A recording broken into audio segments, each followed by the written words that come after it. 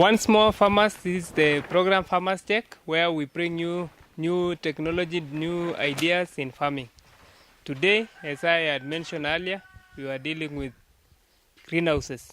And we have gone to different greenhouses. We have started with tomatoes. We went to different greenhouses, and we have learned that you can have as many crops as possible within a greenhouse because it's a controlled environment.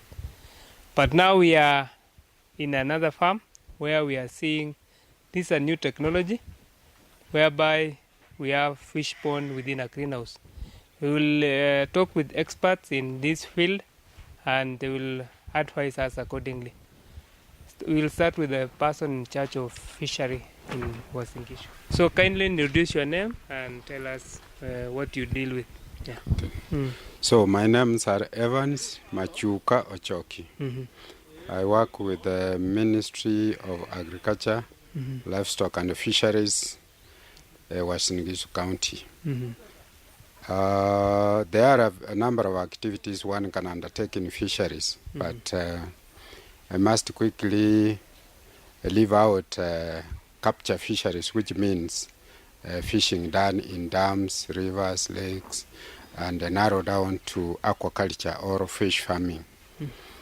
We have also, in fish farming, we can raise our fish in earthen ponds, cemented ponds, and now, like this one we are watching, is called RAS, Raised Aquacultural System, whereby we are adopting new technology of using locally available materials, except for the liner. Liner means the polythene that is used to line the fish pond. But otherwise, the rest of the materials are sourced locally.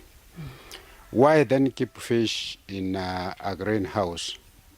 Fish of the species we raise in Wasingishu and entirely most of the parts of most of the counties of Kenya are tilapia and clarias.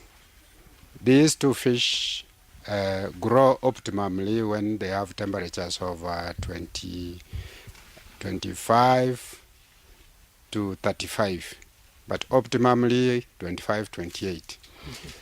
So what we are doing is to enhance the temperatures. That is why we are saying that is the most, the leading advantage. Secondly, the liner does not allow seepage. Seepage is the losing of water through the soil. The liner can only lose water slowly and by a bit of evaporation, but still it conserves so that it helps any farmer who is based either at the rural setup, urban, or even peri-urban setup. This is where there is less water and one can be able to raise fish from abstracting water from a shallow well. There is also another advantage that if this kind of fish pond is constructed in a homestead, it is secure. Initially, we have found thefts or rather poaching of fish reported when the fish ponds are constructed away from home in marshy areas, close to the rivers or flood plains. So this one eliminates the element of theft among other main uses. Indeed, in our greenhouse, we can also do one part of the greenhouse can be raised fish, and another part can be raised crops like horticulturals, which means in our language it is called IFF. You can integrate fish farming with crops or even livestock. Okay, how do you integrate? Integration means the water, like the color of the water in this fish pond is so green. Greening means it is rich in nutrients, hence zoo and phytoplanktons. and it is fertile water. So it gets fertile because of the droppings from fish, the urea, and the remains of the feed the farmers give.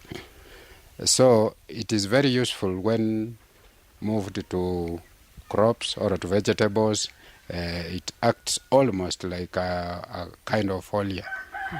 So that is why we say let us integrate. Don't just pour that water. Move it to your vegetable garden or vegetable side. If your fish pond is in one side of the greenhouse, you can grow crops on the other side of the greenhouse. Mm-hmm. Okay, talk something on market of fish. Do you get market in Uasin Gishu? Indeed, farmers would say there is a problem with the market, but let me ask, do we consume fish in the county? Yes, we do. If we do consume, where do we get it from if we don't grow it? It means we have a market. The only problem I've observed over time is a lack of good coordination, or rather gap between the producer and the consumer.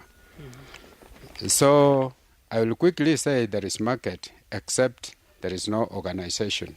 But thank the farmers of Kenya now, because they have formed a very strong organization known as Aquacultural Association of Kenya, which will mean that they come together, they share their problems, they share their successes, and they form like a block which will be bargaining for their needs.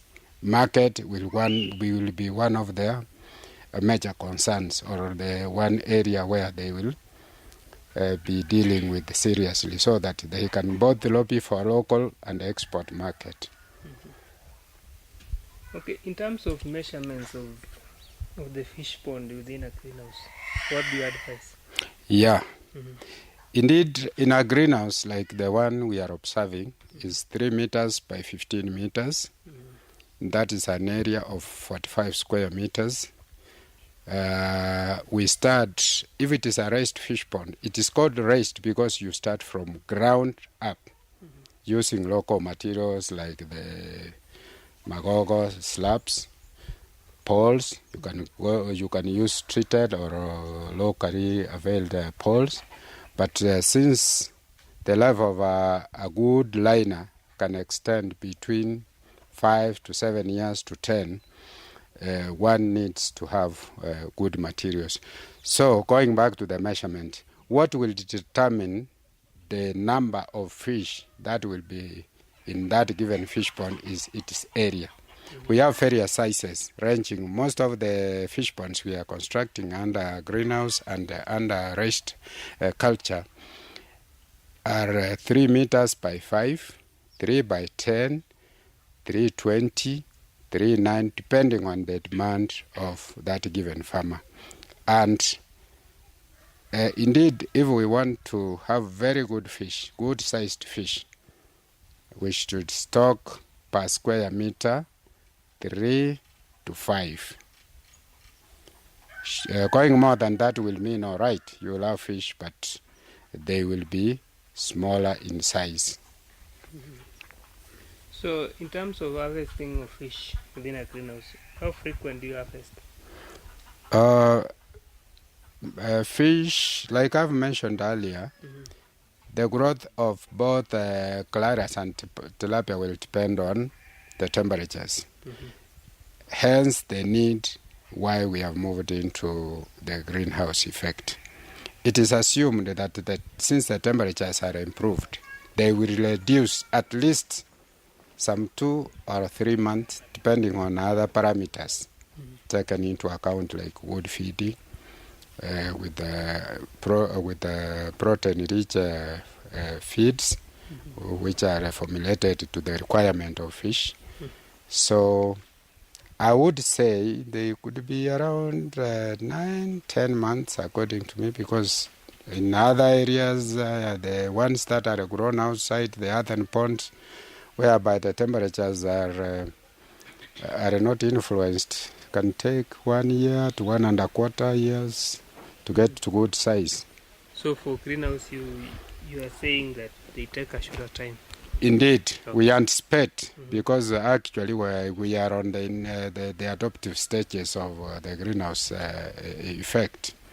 We have not had very early harvests to take our records, but we anticipate that we will reduce time of harvest to 3 or 4 months under good management. Yeah.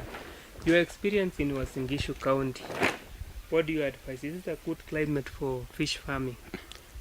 Uasin Gishu is so good in fish farming, and it has got a lot of potential in farming of fish.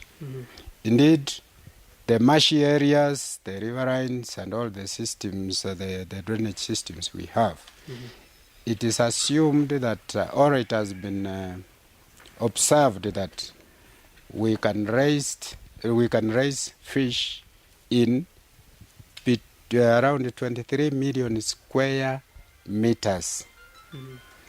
So it means that it is of high potential and hence can produce fish for both local and even for export, given the investment it requires and the seriousness it needs to produce fish. Okay, most farmers don't lack information in terms of fish farming. What advice do you give them in terms of how to start, or what do you tell farmers who are not aware of what's happening? Thanks a lot. I do not want to completely assume that farmers in Uasin Gishu are not aware. Indeed, they are now aware, comparing a few years back, and we have fish farming almost scattered all over the county. All that is required is if one has got water, like I've said, a little money, like if it is a raised fish pond, to buy a liner, to buy feed, to buy fingerlings, and to get to the Ministry of Agriculture, Fisheries Department for advice, because dealing with others would mean possibly dealing with people who are not well versed with fisheries activities. So I would advise that they visit. We are based up to sub-county and other areas, even up to ward level, although we are few in number, but we are available. On demand, we are available. Yeah, so I would advise that indeed work with the person who knows much about fisheries. Work with the right people. Yes. So lastly, what are the challenges that the farmers normally face in this venture? There could be quite a number, but I will quickly point one or two, maybe three. Lack of that knowledge of racing is in itself a problem, because you will find one is unable to get the right information and then kind of gives up. Another one is when farmers have taken off, we do not have a unit that raises fingerlings.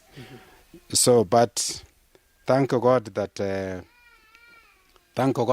county, in collaboration with the University of Eldoret, are working to raise a hatchery. A hatchery is where we can hatch fingerlings, the young of fish. So in future, fingerlings will not be a problem. Currently, we are receiving our fingerlings either from Siaya, Kendu Bay, or Okisi counties. So you can see, you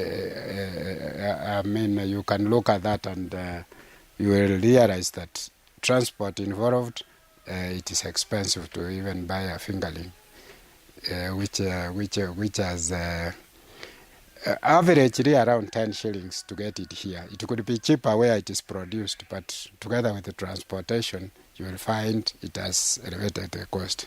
Another one, or lastly, should be fish feeds. Again, there is a pelleter A pelleter is a machine that is pelletizes or forms into pellet fish feeds.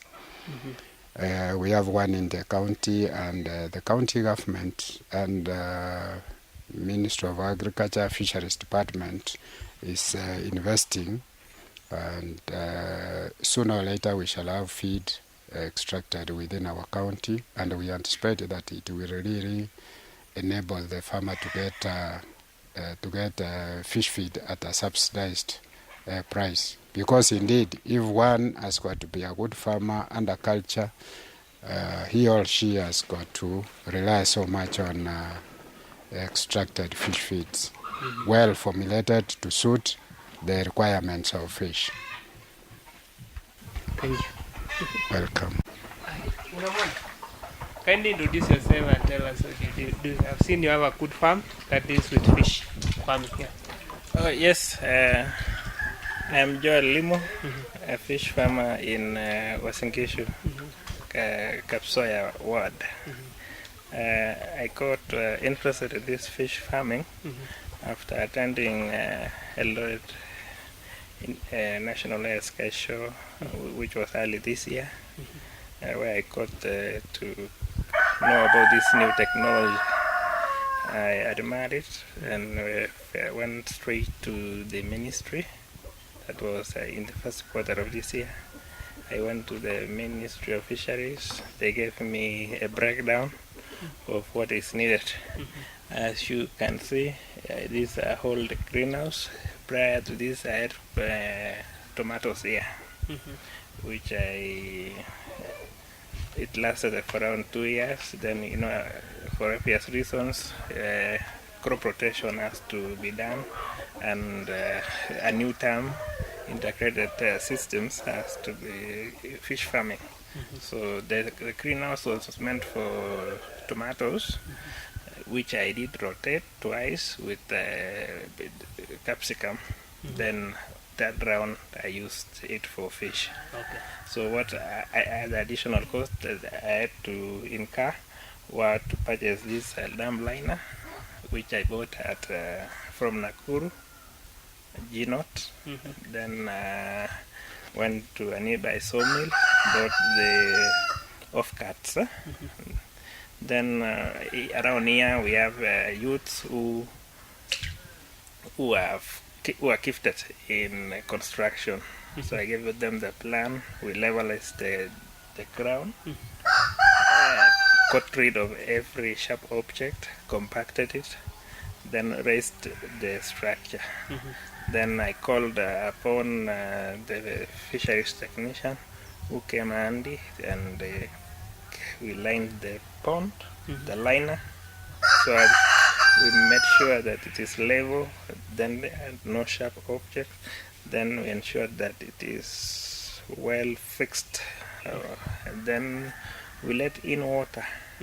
Then good enough, the county had a program that were geared to supporting the fish farming. In Wasingishu, it's a new frontier in this kind of enterprise. So fingerlings were brought. I had registered with the fisheries, what the fisheries officer.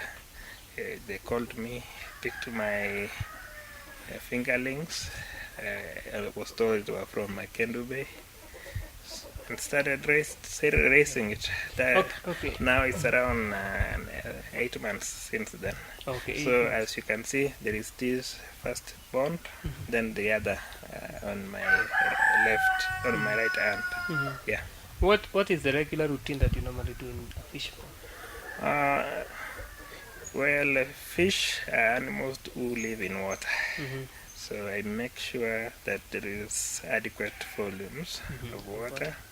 Then again, the feeds. I feed them early in the morning at around 10 and in the evening at around 4, twice per day. Then another routine is I change the water after, let's say, 2 weeks to 1 month, depending on the clarity of the water. I I empty, I drain off. There is a mechanism. Then I let in fresh water. Yeah. Okay. So since you started this farming method, what are the benefits? Have you harvested faster? Not yet. I've not harvested, but it is exciting. Yeah. Because it is a new technology, and for one, I know the fish are alive and they're growing, and they're growing in the best optimum temperatures, because as you're inside the greenhouse, you get the effect of lowlands. It's as though you are in Kisumu or at the coast. Yeah. So that tells you the fish that we take from Baringo, Kisumu, they're raised in warm places, and our greenhouses are warm. Then another thing is that for one, I have fish at my compound. So the way you can see a chicken, a poultry house, also fish is here, dairy is here. So for convenience, I can say it's another thing. You have all your enterprises around within your reach. Yeah. That's great. Then of course I am guaranteed that out of this pond I will have harvest, and of course have people who will buy it, because it is an exciting story around here. They're waiting for that day. When you harvest. Yeah. That's great. That is fresh from a spring which runs down to the mill. So we pump it to a tank which is just behind me, around 30,000 liters. Then it comes by gravity to this pond. Thank you. Thank you, welcome. Shukran. Congratulations for the venture.